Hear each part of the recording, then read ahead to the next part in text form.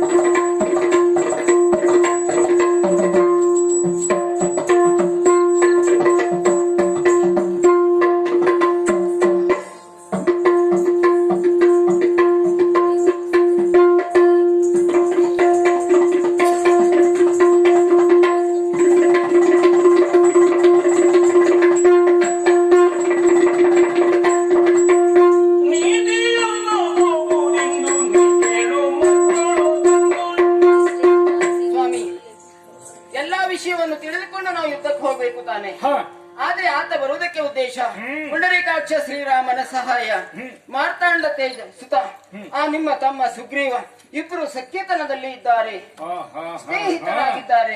ಅಯೋಧ್ಯೆಯ ಅರಸ ರಾಮಚಂದ್ರ ಇಲ್ಲಿಗೆ ಬಂದಿದ್ದಾನೆ. ಹೌದು. ಹಾಗಾಗಿ ಇವರಿಬ್ಬರು ತುಲ್ಯಾನ್ವಿತರಾಗಿ ಸ್ನೇಹವನ್ನು ಬರುವುದಕ್ಕೆ ಕಾರಣ ಮತ್ತೇನು ಅಲ್ಲ, ಬಿಡು ತೊಂದರೆ ಇಲ್ಲ. ಪಿತೃವಾಕ್ಯ ಪರಿಪಾಲನೆಯಾಗಿ ರಾಮ ಕಾಡಿಗೆ ಬಂದ. ಸ್ವಲ್ಪ ತಡ ಮಾಡಿದ್ವಿ, ಯಾಕಂದ್ರೆ ರಾಮ ಬಂದಿದ್ದಾನಂತ ಆದಾಗ ನಾವೆಲ್ಲ ಹಣ್ಣು ಕಾಯಿ ಎಲ್ಲ ತೆಗೆದುಕೊಂಡು ಹೋಗಿ ಅವನನ್ನು ಬರಮಾಡಿಕೊಂಡು ಸ್ವಾಗತಿಸಬೇಕಾಗಿತ್ತಲ್ಲ. ಬುದ್ಧಿವಂತಿಕೆ ನಿಮ್ಮ ತಮ್ಮನದ್ದು ಇಲ್ಲೇ ಉಂಟು. ಯಾಕೆ? ನೀವು ಬರಮಾಡಿಕೊಳ್ಳುವ ಮೊದಲೇ ಉಪಾಯದಿಂದ ರಾಮನ ಸಖ್ಯತನವನ್ನು ಸುಗ್ರೀವ ಬೆಳೆಸಿಕೊಂಡಿದ್ದಾರೆ. ಬಿಡೋದ್ರೆ ನಮಗೇನ್ ತೊಂದ್ರೆ? ಅದರಿಂದ ತೊಂದರೆ ಆಗುದುಂಟು ಸ್ವಾಮಿ. ಹಾಗೆ ಈಗ ಇಷ್ಟು ಉದ್ವೇಗದಿಂದ ಅಣ್ಣ ವಾಲಿ ಯುದ್ಧಕ್ಕೆ ಅಂತ ಕರೆಯುವುದಕ್ಕೆ ರಾಮನ ಪ್ರೇರಣೆಯಿಂದಾಗಿ ರಾಮ ಬರುವರೇ ಉದ್ದೇಶ. ಹೆಂಡತಿಯನ್ನು ಹುಡುಕಿಕೊಂಡು ರಾಮ ವನವಾಸಕ್ಕೆ ಬಂದ. ರಾಮ ಲಕ್ಷ್ಮಣ ಸಹಿತ ನಿಮ್ಮ ಆತ್ಮೀಯ ಸ್ನೇಹಿತ ರಾವಣ ಸೀತೆಯನ್ನು ಅಪಹರಿಸಿಕೊಂಡು ಹೋದ. ಹಾಗಿದ್ರೆ ಆ ಸನ್ನಿವೇಶದಲ್ಲಿ ಬಂದವರು ರಾಮ ಲಕ್ಷ್ಮಣ ಸೀತೆಯರು ಬಾರಿ ಒಳ್ಳೆದಾಯ್ತು ಬಿಡು. ಹುಡುಕಿಕೊಂಡು ಬರುವಾಗ ಶಬರಿಯ ಆಗಮನ ಆಯಿತು. ಶಬರಿಯಿಂದ ತಿಳಿದುಕೊಂಡ ಸುಗ್ರೀವನ ಸಖ್ಯ ಮಾಡಬೇಕು ಎನ್ನುವುದಾಗಿ. ಹಾಗೆ ಶಬರಿ ಹೇಳಿದಂತ ಮಾತಿನಂತೆ ಸುಗ್ರೀವನ ಸಖ್ಯಾಗಿ ಇಬ್ಬರಲ್ಲಿ ಬಾಂಧವ್ಯ ಬೆಳೆದು ನಿಮ್ಮ ವಿಷಯ ಎಲ್ಲ ತಿಳಿದುಕೊಂಡಾಗಿದೆ. ಹಾಗಾದರೆ ರಾಮಚಂದ್ರನ ಬಲ ಉಂಟಂತ ಆಯ್ತು. ಹೌದು. ಹಾಗಾದರೆ ರಾಮನ ಬಲದಿಂದ ಇಲ್ಲಿಗೆ ಬರ್ತಾನೆ ಅಂತ ಆಯ್ತು. ಬರ್ಲಿ ಬಿಡು. ಹಾಗಾದ್ರೆ ನಮ್ಮ ಒಂದು ತೀರ್ಮಾನ ಮಾಡುವುದಕ್ಕೆ ರಾಮ ಮಧ್ಯಸ್ಥಿ ಇರ್ತಾನೆ. ಬರುವುದು ಮಾತ್ರ ಅಲ್ಲ, ರಾಮ ಹೇಳಿದಂತ ಮಾತು ಅವನಿಗೆ ಮೊದಲೇ ಸಿಟ್ಟು ಉಂಟು. ನನ್ನ ಹೆಂಡತಿಯನ್ನು ರಾವಣ ಅಪಹರಿಸಿಕೊಂಡು ಹೋಗಿದ್ದಾನೆ. ಅದೇ ಸಿಟ್ಟಿನ ಉದ್ವೇಗದಲ್ಲಿದ್ದಾಗ ನಿಮ್ಮ ತಮ್ಮ ಹೇಳಿದಂತ ಮಾತೇನು? ನನ್ನ ಪರಿಸ್ಥಿತಿಯೂ ಅದೇ. ನನ್ನ ಹೆಂಡತಿಯನ್ನ ಅಣ್ಣ ವಾಲಿ ಅಪಹರಿಸಿಕೊಂಡು ಹೋಗಿ ಇರಿಸಿಕೊಂಡಿದ್ದಾನೆ.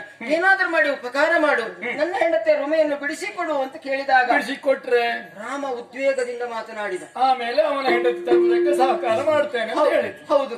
ಆಮೇಲೆ ಉದ್ವೇಗದಿಂದ ಬೆಳೆದಿದೆ.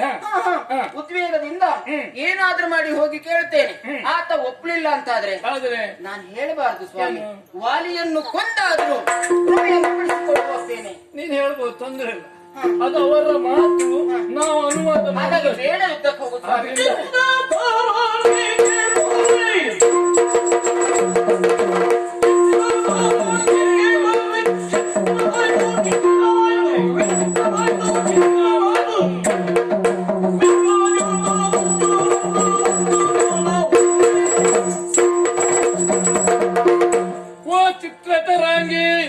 ಅದೇ ಸರಿ ಆಗ್ತದೆ.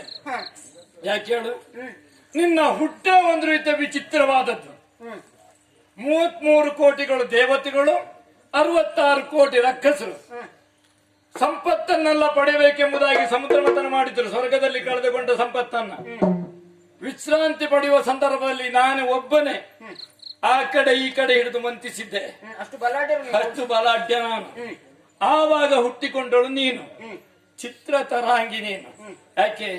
ಬ್ರಹ್ಮನು ಚಿತ್ರಿಸಲ್ಪಟ್ಟಂತ ವಿಚಿತ್ರವಾದ ಅಲ್ಲ, ಎಲ್ಲದಕ್ಕೂ ಮೀರಿದ ಚಿತ್ರದ ಗೊಂಬೆಯಂತೆ ಇರುವಳು ನೀನು. ಆವಾಗ ಎಲ್ಲರೂ ನಿನ್ನನ್ನು ನನಗೆ ದಾರಿ ಎರೆದು ಕೊಟ್ಟವರು. ಓ ಚಿತ್ರ ತರಾಂಗಿ, ನಿನ್ನ ಮಾತು ವಿಚಿತ್ರವಾಯ್ತಲ್ಲ. ಈಗ ಯಾಕೆ? ವಾಲಿಯ ಬಲ ಏನು ಅಂತ ತಿಳ್ಕೊಂಡಿದ್ದೀಯ, ವಾಲಿಯ ಸಾಮರ್ಥ್ಯವೇನಂತ ಗೊತ್ತುಂಟು. ಈಗ ಕರಿತಾನೆ ಅಂತಾಗಿ ನೀವೀಗ ಹೋಗ್ಬೇಡಿ ಅಂದ್ರೆ ಹೇಳಿ ಆಗುದಿಲ್ಲ ನಿನ್ನ ಗಂಡ. ಅದೇ ನಿನ್ನ ಮಾತು ವಿಚಿತ್ರವಾಯ್ತಂದದ್ದು. ಕರೆದದ್ದು ಅವ ಏನಂತ ನೋಡಿಕೊಳ್ತೇನೆ. ಬಂದದ್ದು ರಾಮಚಂದ್ರ. ರಾಮಚಂದ್ರ ಬಂದಾಗ ನಮ್ಮ ಪಾಲಿಗೆ ಅನ್ಯಾಯವಾಗ್ತದಂತ ನೇರವಾಗಿ ಯುದ್ಧ ಮಾಡುವುದಕ್ಕೆ ಬಂದ್ರೆ ಹೋರಾಟ ಮಾಡಿ ಏನು ಅಂತ ತೀರ್ಮಾಡ್ತಾನೆ. ನಾನು ರಾಮನ ಅಂತೇಳಿ. ಸ್ವಾಮಿ, ರಾಮನ ಬಲದ ಬಗ್ಗೆ ನಿಮಗೆ ಗೊತ್ತುಂಟು.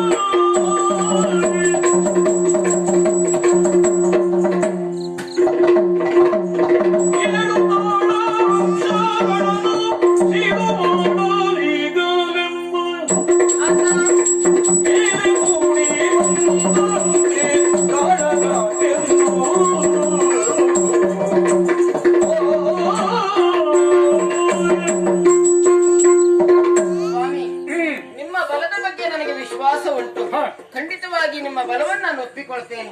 ಆದ್ರೆ ಶ್ರೀರಾಮಚಂದ್ರನ ಬಲ ಏನು ಅಂತ ನಾವು ಅರ್ಥವಿಸಿಕೊಳ್ಬೇಕಲ್ಲ. ಹಿಂದೆ ದುಂದುಬೆಯ ಪ್ರಕರಣ ನಿಮಗೆ ಗೊತ್ತುಂಟು. ಕೋಣಾಕಾರವಾಗಿ ಬಂದ ಕೋಡನ್ನು ಹಿಡಿದು ಕಿರಿಕಿರಿ ತಿರುಗಿಸಿ ಒಗಾಯಿಸಿದ್ದೆ ಅವನನ್ನು. ಆದ್ರೆ ಅವನ ದೇಹ ಕಾಯ ಹೇಗಿತ್ತು? ಬೆಳ್ಳಿಯ ಪರ್ವತದ ಹಾಗೆ. ಸಾಯುವಾಗ ಕೋಣಲಾಗಿ ಬಂದ, ಸತ್ತು ಬೀಳುವಾಗ ಮೂಲ ರೂಪದಿಂದ ದೊಡ್ಡ ಪರ್ವತವೇ ಆಗಿ ಅದನ್ನು ನೀವು ಏನು ಮಾಡ್ತಾ ಇದ್ರಿ? ಏನು ಮಾಡ್ತಾ ಇದ್ದೆ? ನಿಮ್ಮ ಉಲ್ಲಾಸಕ್ಕೋಸ್ಕರ ಅದನ್ನು ಮೊಣಕಾಲ ಪರಿ ಎತ್ತಿ ಇಡುತ್ತಿದ್ದಷ್ಟೇ, ಎತ್ತಿ ಇಡ್ತಾ ಇದ್ದದಷ್ಟೇ. ಆದ್ರೆ ಈ ವಿಷಯ ಸುಗ್ರೀವ ರಾಮನಿಗೆ ಹೇಳಿದಾಗ ರಾಮ ಎಡಗಲಿನ ಹೆಬ್ಬರಳಿನಿಂದ ಅದನ್ನು ಹೇಗೆ ಮಾಡಿದಾಗ 1000 ಯೋಜನೆ ಹೋಗಿಬಿಟ್ಟಂತೆ. ಅಂತೂ ನಾಳೆಯಿಂದ ಅದು ನನಗಿಲ್ಲ. ಎತ್ತಲಿಕ್ಕಿಲ್ಲ. ಅದು ಪರ್ವತದ ತಲೆಯಲ್ಲಿತ್ತು. ಚಿಮ್ಮಿ ಬಿಡುವುದು ಅಷ್ಟೊಂದು ವಿಶೇಷವಲ್ಲ. ಉರುಳಿಸಿದ್ರೆ ಕೆಳಗೆ ಉರುಳಿ ಹೋಗ್ತದೆ, ಬಿಡು. ಆ ಪ್ರಕರಣವನ್ನು ಬಿಡಿ. ಆಮೇಲೆ ನಿಮ್ಮ ಬಲ ಇನ್ನೊಂದು ಉಂಟು. ಏನು? ಸಪ್ತ ವೃಕ್ಷಗಳು, ತಾಳ ವೃಕ್ಷಗಳು ಅಲ್ವಾ?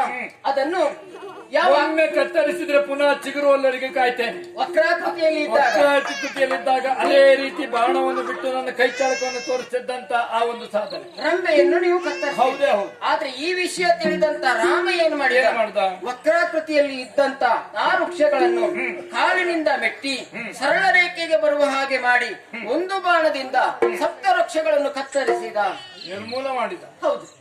ಆವಾಗ ಸುಗ್ರೀವ ಆಲೋಚನೆ ಮಾಡಿದ, ಹಾಳು ಮಾಡಿದ ಒಂದು ಪ್ರಕರಣಕ್ಕೆ ಅವನನ್ನು ಕಾರಾಗೃಹದಲ್ಲಿ ಅದು ರಾಮನ ಪೌರುಷ, ಶಕ್ತಿಶಾಲಿ.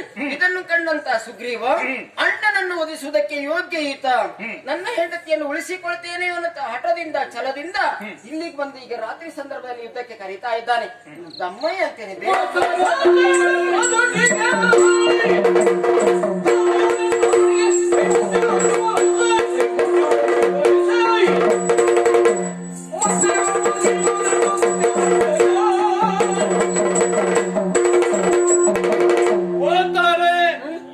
ನನ್ನ ಬಲ ಏನು ಕಡಿಮೆ ಉಂಟೇನೆ ಅಲ್ಲ.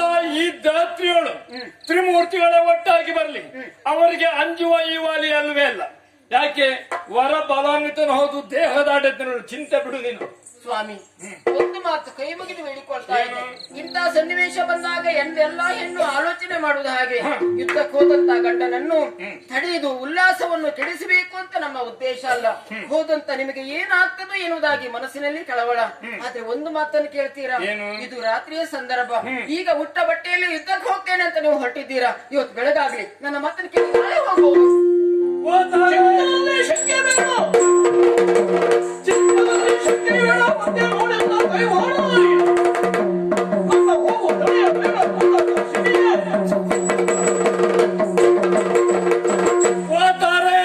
ನಿನ್ನ ಚಿತ್ತದಲ್ಲಿ ಸಂಖ್ಯೆಯನ್ನು ಬಿಡು. ಯಾಕೆ? ಇವತ್ತು ಹೋಗದ ನಾಳೆ ಬೆಳಿಗ್ಗೆ ಹೋಗ್ಬೇಕು. ಹಾಗಾದ್ರೆ ನಾಳೆ ಬೆಳಗಾದ ನನಗೆ ಏನಾದ್ರು ವಿಶೇಷ ಬಲ ಉಂಟಾ? ವಿಶೇಷ ಬಲ ಬರುವುದುಂಟಾ? ಅಲ್ಲ, ನಾಳೆ ಹೋದ್ರೆ ಅಂತ ಇಟ್ಕೋ, ಅವನಿಂದ ಮತ್ತೆ ಏನಾದ್ರು ಉಂಟಾ? ಹೇಗೆ ಆಗಲಿ, ಯಾವತ್ತೇ ಆಗಲಿ ಹೆದರುವ ನಾನಲ್ಲ. ಇಂದಾದ್ರೆ ಇಂದು ನೀನು ಹೇಳಿದೆಯಲ್ಲ ಪ್ರಾಣಕ್ಕೆ ಅಪಾಯ ಉಂಟು ಅಂತ, ಸಾಧ್ಯತೆ ಇಲ್ಲ. ಕಬ್ಬಿಣದ ಪೆಟ್ಟಿಗೆಯಲ್ಲಿ ಮುತ್ತು ರತ್ನಗಳು ಇಡುವ ಹಾಗೆ ನನ್ನ ಪ್ರಾಣ ಉಂಟು. ಅದ್ ಯಾರು ಕೊಟ್ಟಿದ್ದಾನ ಅವನೇ ಬಂದು ತಗೊಳ್ಬೇಕು, ಬೇರೆಯವ್ರಿಗೆ ಸಾಧ್ಯತೆ ಇಲ್ಲ. ಆದ್ರಿಂದ ಚಿಂತೆ ಬಿಡು. ಇನ್ನು ನಾನು ನಿಮ್ಮನ್ನು ತಡೆಯುವುದಿಲ್ಲ. ಹೋತಾರೆ. ಒಂದು ಮಾತು ಹೇಳ್ತೇನೆ. ಏನು? ಇಲ್ಲಿಯ ಮೇಲೆ ಶಿಖರದ ಈ ನಮ್ಮ ಮನೆಯ ಮೇಲೆ ನಾನು ಹಾಗೂ ಸುಗ್ರೀವ ಯುದ್ಧ ಮಾಡುವಂತ ಚಂದವನ್ನ ನೋಡ್ತೇನೆ. ಏನು ಅಂತ ನಾನು ನೋಡ್ತೇನೆ.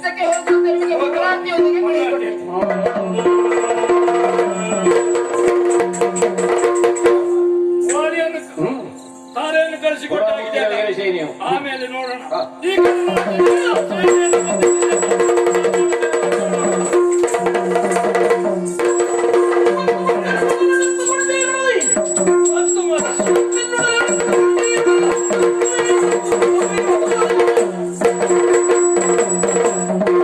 ಮತ್ತೆ ಬಂದಿದೀಯಾ? ಅಲ್ಲ, ಮತ್ತೆ ನಿನಗೆ ಬಂದಿದೆ. ಏನು ಹೊಸ ವಿಚಾರವೇನಾದ್ರು ಉಂಟವನು? ಅಲ್ಲ, ನಿನ್ನೆ ಅಷ್ಟೇ ಪೆಟ್ಟು ತಿಂದು ಹೋದವ ಪುನಃ ಉತ್ಸವದಿಂದ ಒಂದು ವಾಲಿ ಯುದ್ಧಕ್ಕೆ ಬಾ ಅಂತ ಕರೀತಿದ್ದೀಯಲ್ಲ. ಮತ್ತೆ ಅಲ್ಲ, ನಿನಗೆ ಅಹಂಕಾರ. ಯಾರದ್ದೋ ಬಲ ಉಂಟೇನೋ? ಅಲ್ಲ, ಉತ್ತರ ಕೊಡುವ ಬಲ ಉಂಟಾ? ಉತ್ತರದ ಬಲ ಉಂಟಾ? ಏನೋ ನಿನ್ನದು? ನನ್ನದು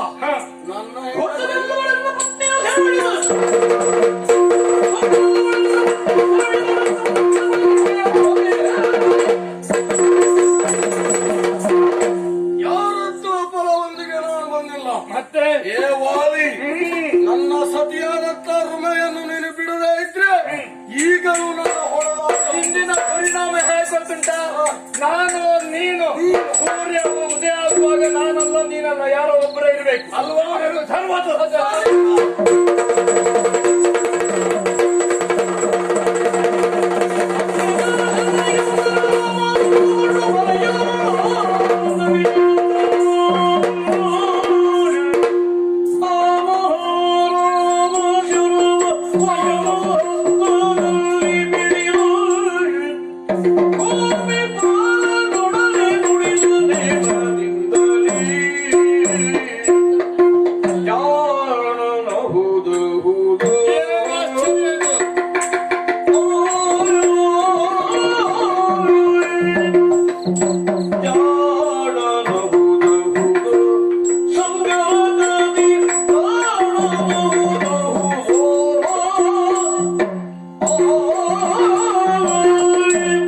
ಏನಿದು ಪರಸ್ಪರವಾಗಿ ಯುದ್ಧ ಮಾಡುವಂತಹ ಸಂದರ್ಭ? ಎಲ್ಲಿಂದಲೋ ಒಂದು ಬಾಣ ನೇರವಾಗಿ ಎದೆಗೆ ಬಂದು ಹೋಗ್ತಲ್ಲ. ಹಾಗಾದ್ರೆ ಇದು ಸುಗ್ರೀವನ ಆಘಾತ ಅಲ್ವೇ ಅಲ್ಲ, ಘಾತವಲ್ಲ, ಆಘಾತವಲ್ಲ. ಹಾಗಾದ್ರೆ ಯಾರಿದನ್ನು ಪ್ರಯೋಗಿಸಬಹುದು? ನೋಡ್ತಾ ಇದ್ದಾನಲ್ಲ, ಪ್ರಯೋಗ ಮಾಡಿದ ಈತನೇ ಅನ್ನೋದು ಸ್ಪಷ್ಟವಾಯ್ತು. ಮನಸ್ಸಿನಲ್ಲಿ ಒಂದಿನಿತೂ ವ್ಯಸನವಿಲ್ಲ. ಹಸನ್ಮುಖವಾಗಿ ತಪ್ಪು ಮಾಡಿದರೂ ಒಂದು ಚಿಂತೆ ಇರ್ತದೆ, ನಾನೊಂದು ತಪ್ಪು ಮಾಡಿದ್ನಲ್ಲ ಅಂತ. ಅದು ಇವನ ಮುಖದಲ್ಲಿ ಕಾಣುವುದಿಲ್ಲ. ಆಹಾ, ಇವನ ಬಾಹುಗಳನ್ನು ನೋಡುವಾಗ ಸುಗಳೊಳಗೆ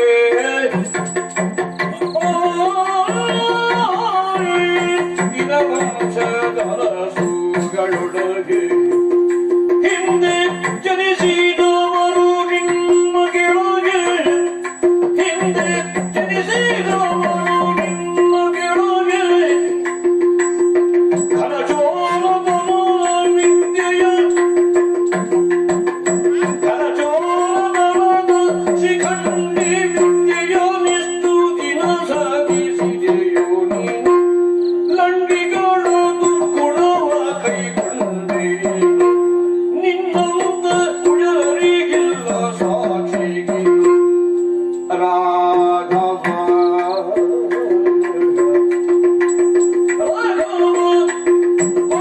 ಜಾಣೋ